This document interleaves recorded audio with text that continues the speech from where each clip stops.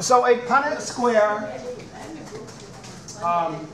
is a type of tool, or just it's a diagram. It's very simple. It's not complicated at all. But that allows you to predict what would happen, what the likely outcome if two parents have offspring in respect to certain genes and certain characteristics. Okay? It was named after a guy called Reginald Punnett, and he developed this diagram based on the work of Mendel, who again did that research with pea plants that allowed him to see some patterns in how traits are inherited. All right, so let's take, for example, we're going to talk in these examples, we'll use the tall, short varieties of pea plants as our examples. And that's one of the traits that Mendel looked at, is how tall the plants are. Because pea plants come in sort of two varieties, tall or short. Mendel found that the tall version was the dominant version of height in peas. So let's say we have these two parents. One parent is a pure dominant. It has two big T genes, two of the tall genes. So would that be a tall plant or a short plant? Tall. Tall.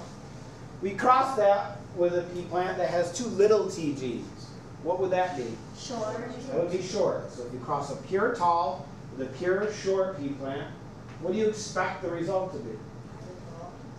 What? What were you going to say? I was saying medium. Yeah, a lot of people would say medium. If you have a pure tall parent, a pure short parent, when they reproduce, the offspring would be medium. But it's not. David? Pure tall. It's going to be tall? No. It would be hybrid tall. Okay, well, let's see. This Punnett square allows us to know that. So what we do in order to complete a Punnett square, we take one of the parents and we put their genes on the top. So let's take the big T parent. Put their two letters at the top of the Punnett square. Put the other parent on the side, little t, little t.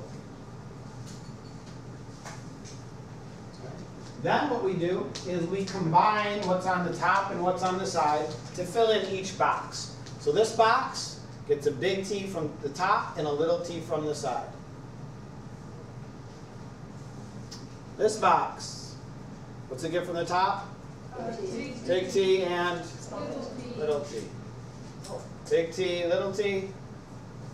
Oh, this one? Big T, little t. Yes. In this case, all of the offspring come out the same. They are all, what would we call those? Hybrids. They're all hybrids.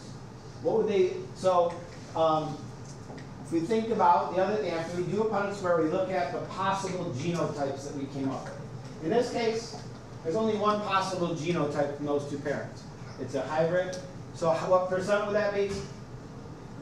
100%. 100% of the offspring of those two parents will be hybrids. There are no other possibilities. All of their offspring would be hybrid. Therefore, what phenotype would they all have? Yeah, they'd all be tall. And Mendel saw this. He saw that when he took a pure tall plant and a pure short plant and crossed them, you always end up with all tall offspring. All right, so let's look at some other examples. So what if we have a hybrid parent crossed with a pure recessive parent? Now in this case, what is this pea plant's phenotype? That's tall. How about this one? Short. Short. So let's set it up. You can go ahead and do it on your own if you feel like you got this, no problem. If you're still not quite there, that's fine.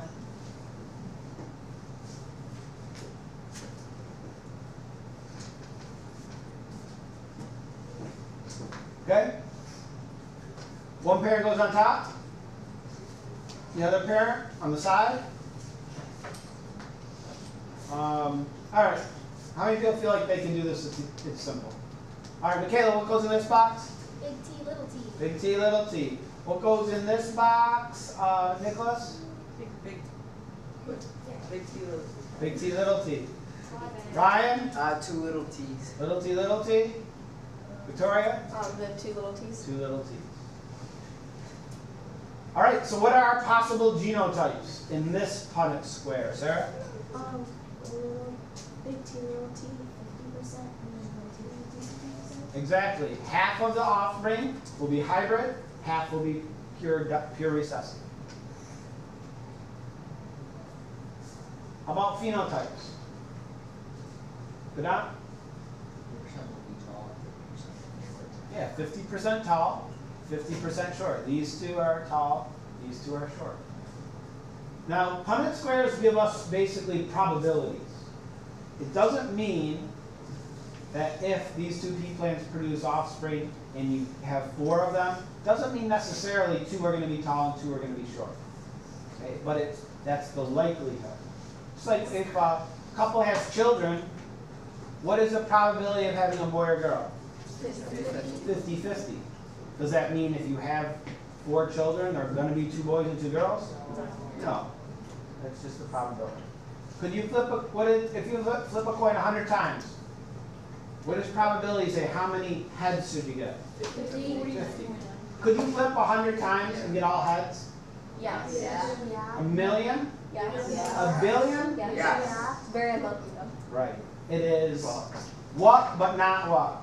It is possible, but not likely.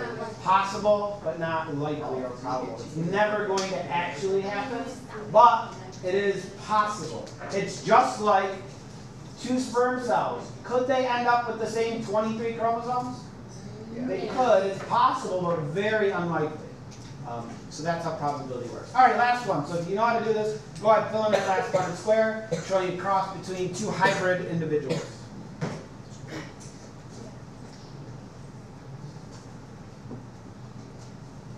Wait, dominant always goes first, right? Yeah, the order of the genes is unimportant. You could write little t, big T, but the convention is always to write the capital letter first. All right, Yusuf, what do you have for this top left box? Top left box. Big T, big T. Big T, big T. How about this box, Sarah? Big T, little t. How about this box, Matthew? Little T, T. Big T. Yep, we usually write the big T first. Like I said, though, the order is not really important. Lindsay, what should go in this box? Lower or small T, like small T, small T. Yes. What are the possible genotypes, Kalia? 25% tall. Well, No, 15%. don't give me tall or short, because now I'm talking about genotypes. So I know the actual letter.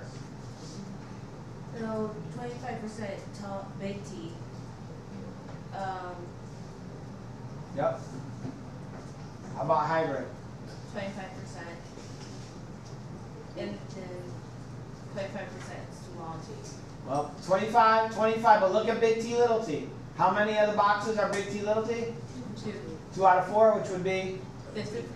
50%.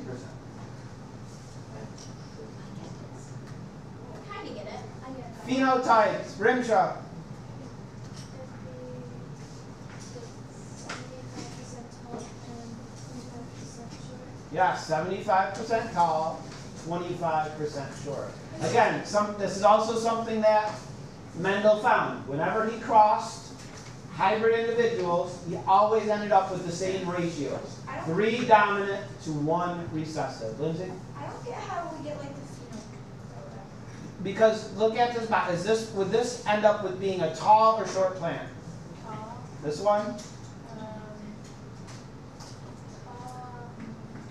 Tall. Remember, if it has one of the dominant genes, that's what shows through. How about this one? Tall. What about that one? Short. So what percent? Side. Yeah. Tall. 3 out of 4 are tall. That's 75%. 1 out of 4 is short. Okay. Michaela? So the big T, like if it's big T, little t, the big T is always big T. Yeah, because it's dominant, that's the one that shows through. Okay, let's do one more example. Now we'll shift. Now we're not going to talk about tall and short anymore.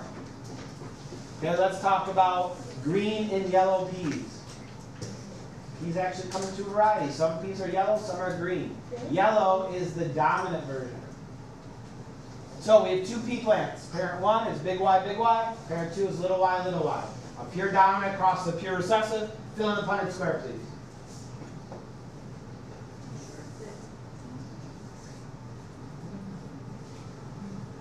Now this one you got to be real careful about how you form your letters.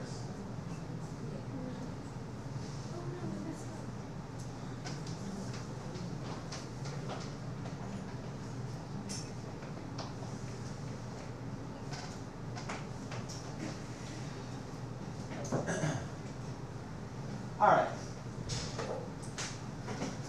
So, big Y, crossed with little y. Now here's the thing. Certain letters like Y, C, S, O, when you have to try and do a capital and lowercase, it's hard sometimes to tell the difference. What I almost always do is for the lowercase letter, I do a lowercase cursive letter so that I'm sure I can tell the difference between the capital and lowercase. So just watch out if you're getting things so like you're not sure, well, was that a big Y or little y because they look like they're similar size. Just be, or you can make the big Y's really big, take up the full box, make the little Y's really, really small, just so you can always be sure you can tell the difference. All right, what goes in this box, Kimberly? Big Y, little Y. Big Y, little y. How about this box, Jax? Big Y, little Y. Big Y, little y. This box, Nicholas? Big Y, little. And this one, Ayla? Big Y, little Y. Yes. Victoria, what percent of the offspring in this cross would be yellow? 100%. 100%? Matthew, what percent would be green? 0%. 0%. All right. Is that clear? Anybody have any questions? Why are all peas green? No. Wait, why are there no green? Yeah, Why do they all look green then? Because that's the varieties we eat most. Then during evolution and stuff, wouldn't yellow be much more dominant and have taken over green? No, there's one important thing is don't make the mistake of thinking dominant always equals most common. Okay? Sometimes the dominant version is fairly rare. For example, Huntington's disease is a genetic disease which is fatal eventually. It's a dominant gene though. It's caused by a single gene, and if a person inherits one of those genes, they get this disease. It's still very rare though because there's just not a whole lot of those genes around, and that should make sense because it is fatal. And so people that have that dominant gene don't often survive into their childbearing years or may not have children. So just because it's dominant doesn't always mean it's the most common. All right, we're gonna. Hello.